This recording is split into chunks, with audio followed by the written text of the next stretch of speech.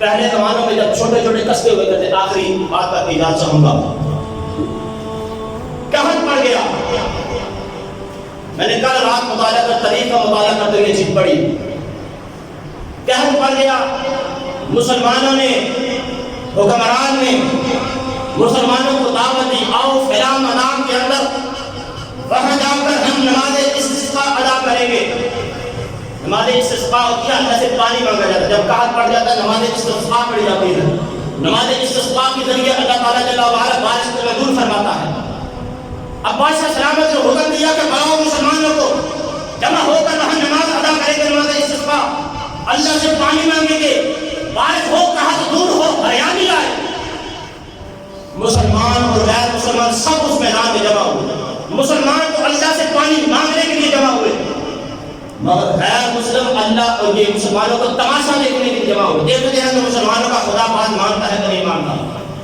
اب حاکم بھی اور عوام بھی جمع ہوتی ہے، نماز استسقاء ادا کی جاتی ہے، اللہ کے حضور رو رو کر دعائیں کی جاتی ہیں، یا رب العالمین بارش برسا.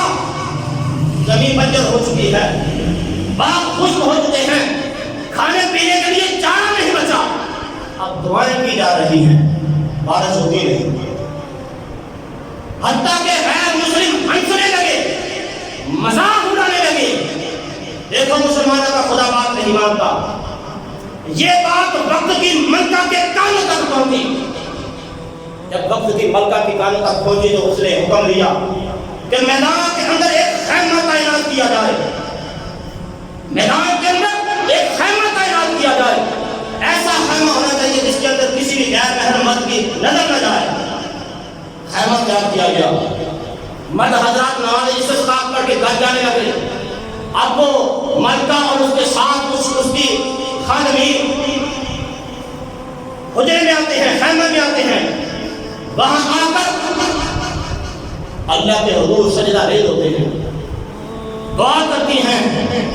اور وقت کی ملکہ نے دعا کرتے کرتے تاریخ کے اندر یہ کلمات لکھے ہیں. دعا کرتے کرتے اپنے سر کی چادر آئے کا ہٹانا شروع کی. ہٹاتے ہٹاتے رب سے عرض کی، یا احکم الحاکمین، میرے سر کے بال کسی غیر محرم میں نہیں دیکھے. ہمیشہ تیرا حکم مانتے ہوئے سر کو ننگا نہیں کیا. رب العالمین تیرے حکم کی پابندی کرتی رہی. آج اس بندے کو میں ہٹا رہی ہوں. اس بندے کے طوفان اور اپنی شریعت کے طوفان، اس کی بات اتارنے سے پہلے بارش برسا. طریق یہ کلمات ہے، وہ تم نہ اتارنا پہلے بارش آ. یہ ملکہ تھی، یہ ہمارے بادشاہ ہوا کرتے تھے. ملکہ سلیمان کا آپ نے نام سنا ہوگا، ہارون الرشید کا نام سنا ہوگا. ہارون الرشید بادشاہ بھی اپنی ملکہ کی عمل کی پابندی کے خلاف مانا کرتا تھا. آپ نے سنا ہوگا ملکہ بلقیس کا بھی وہ نام سنا ہوگا، ملکہ زبیدہ کا بھی نام سنا ہوگا. ملکہ زبیدہ وہ ہے جو ہارون الرشید کی گھر والی ہے. اتنی باپردہ ملکہ ہے.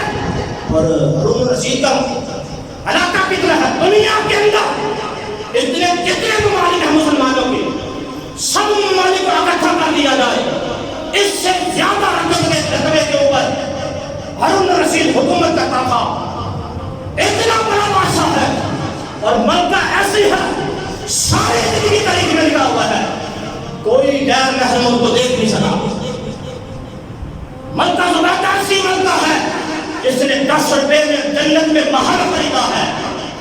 ہماری مائیں وہ ہوا کرتی تھی، جب دعائیں مردوں کی ختم ہو جاتی تھی، جب مردوں کی دعائیں رد ہو جاتی تھی، ہماری ماں ہاتھ اٹھاتی تھی، ہماری زوجیں ہاتھ اٹھایا کرتی تھی، ہماری بہنیں ہاتھ اٹھایا کرتی تھی، ہماری بیٹیاں ہاتھ اٹھایا کرتی تھی. رب العالمین کو قبول کیا کرتا تھا. آج رب یہ ہے جب ہم دعا کرتے ہیں رب العالمین ہمارے